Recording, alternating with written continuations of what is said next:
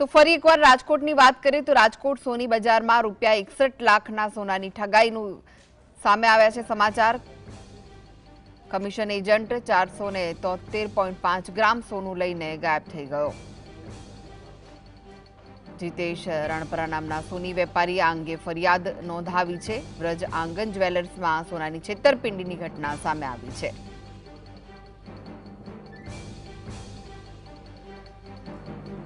તો વધુ વિગતો માટે જોડાઈ ગયા છે રાજકોટથી સંવાદદાતા લકીરાજ। લકીરાજ, છેતરપિંડીની ઘટના સામે આવી છે, શું વિગતો મળી રહી છે? રાજકોટમાં વધુ એક જે બંગાળી કારીગર છે તે સોનું લઈને સોની વેપારીનું ફરાર છે તે સમગ્ર મામલાની વાત કરવામાં આવે તો સોની બજારમાં વ્રજ આંગન નામની જ્વેલરી શોપ ધરાવતા જે રાણપરા બ્રધર્સ છે તેમના દ્વારા જે કમિશન પેટે જે દાગીના બનાવવાનું કામ છે તે શેખ બાદશાહ નામના જે પશ્ચિમ બંગાળનું કારીગર છે તેને આપવામાં આવતું। ઘણા સમયથી આ કારીગર છે કે ત્યાં જે સોની બજારમાં કામ કરતો હતો, જે માટે તેને જે દાગીના બનાવવાનું કામ છે તે આપવામાં આવતું હતું। જે ધીમે ધીમે કરીને 473 જેટલું 473 ગ્રામ જેટલું સોનું લઈને જે પશ્ચિમ બંગાળનો જે કારીગર છે તે ફરાર થયો છે। આ સમગ્ર મામલાની જાણ થતા જે કેજીના જે સંચાલકો છે તેમના દ્વારા માલિક દ્વારા જે રાજકોટ એ ડિવિઝન પોલીસ મથકમાં અરજી કરી હતી। હવે અરજીના આધારે પોલીસે ફરિયાદ છે તે દાખલ કરી છે।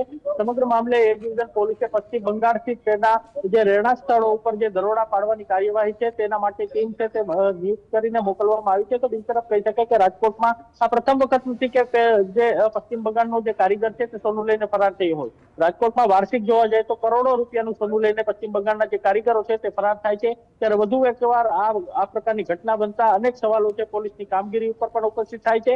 તો બીજી તરફ જે વિશ્વાસ કેળવવાની વાત કરવામાં આવે તો વિશ્વાસ કેળવીને સોની વેપારીનો વિશ્વાસ કેળવીને પશ્ચિમ બંગાળના કારીગરો છે તે સોનું લઈને ફરાર થઈ જતા હોય છે।